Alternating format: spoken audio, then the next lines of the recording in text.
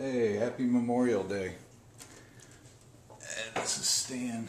Yeah, I told you guys one of these days I was going to attempt to start doing my own cap job, so I thought this old 63 Fender Reverb unit would be a good place to experiment. If I mess it up, it's not too bad. I know the first thing you're supposed to do is discharge the amp, so you hook one of these leads to the pin number 1 and one to the chassis, and let it sit for about a minute and trickle discharge the capacitor. But this thing's been unplugged all night, so it's probably okay anyway. But the second thing I'm going to do, just to double check, is to touch the leads on all the capacitors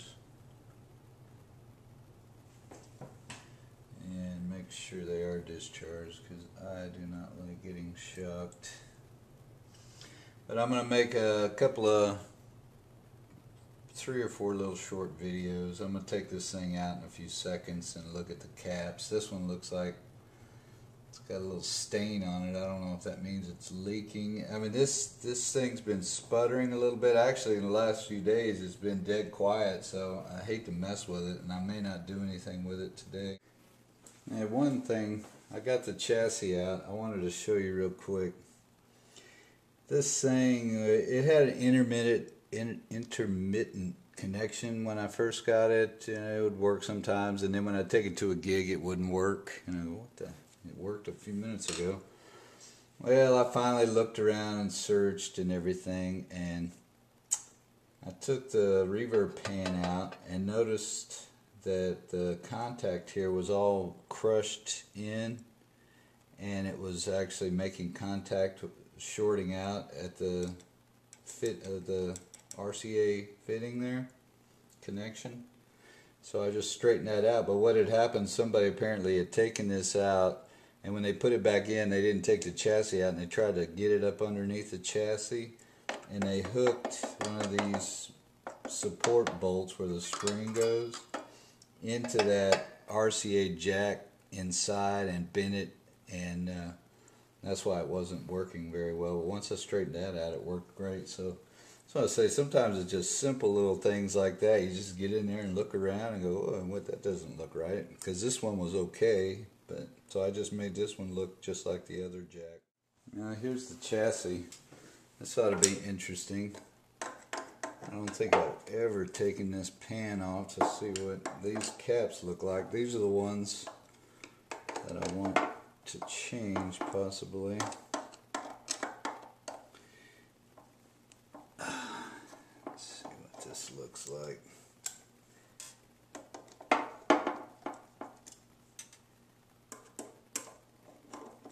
Look, if they look too bad, I do have the, oh, well, look at that.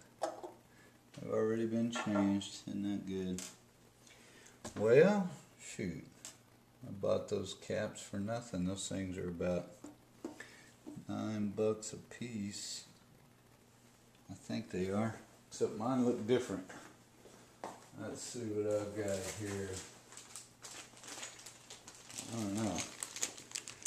Got these big old monsters. Might want to put these in there. 20 microfarads. This is 40 microfarads. Huh. I want to look and see if they even put the right value in there. I do have the schematic. I need to go get the schematic. But, yeah, completely different animal there.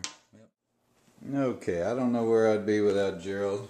I mean, go buy his book, All About Vacuum Tube Guitar Amps. I've got his video. Gerald Weber at Kendrick Amps. He makes an amazing amplifier. These are etched, probably Taiwanese caps. They look like Sprague Adams, but they're not. He said they're etched. He said get rid of that junk. He said put the good ones in. These are Sprague Adams, not etched. He said this is the tubes take a lot of power, and these are the only things that will supply it correctly. So I just wanted to let you know I'm going to take those out. Next time you see this thing, should have these in. I'm not going to go through the whole process of taking them in and out, but you just have to match up the polarity. It says negative on that side. So I'll put 3 in there and I'll be done with it. Get this solder sucker at Radio Shack. I like this one.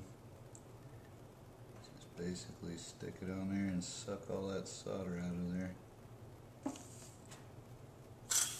Squirt it into a bowl of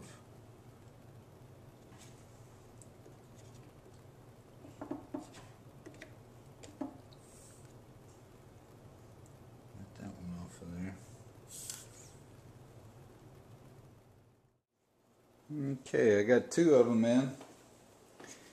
They look pretty good. I got 1 more to go. I don't know, these are Mallory's.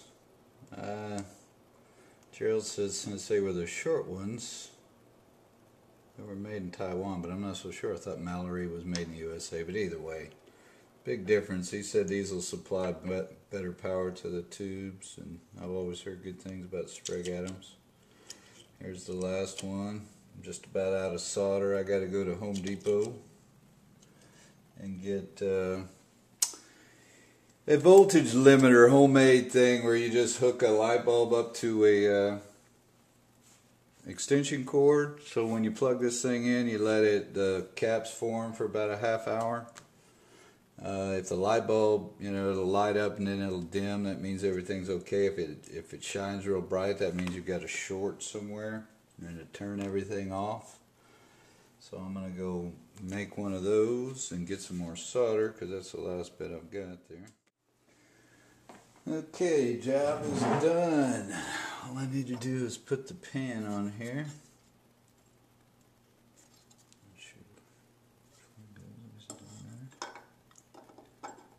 Foam pieces hold it right. So I've got the correct values in here. I'll go to Home Depot, make a voltage regulator or limiter or whatever with a light bulb like Gerald said. Real easy to make. Yeah, sweet success. Made me a cheap little limiter. Voltage limiter as per Gerald. Just wire that in on one side. Said if this glows real bright, then you got something shorted out in there. Said run it for about 30 minutes. It's on right now. Run it for 30 minutes, let those new caps form, and we'll see how she sounds. It shouldn't be any different. Hopefully some of the sputtering went away. That's it for the project today. Now I'm going to try to edit these all together. See if you guys get any use out of this. But it's fun. Didn't take long. If you have everything, it'll take you about 10 minutes.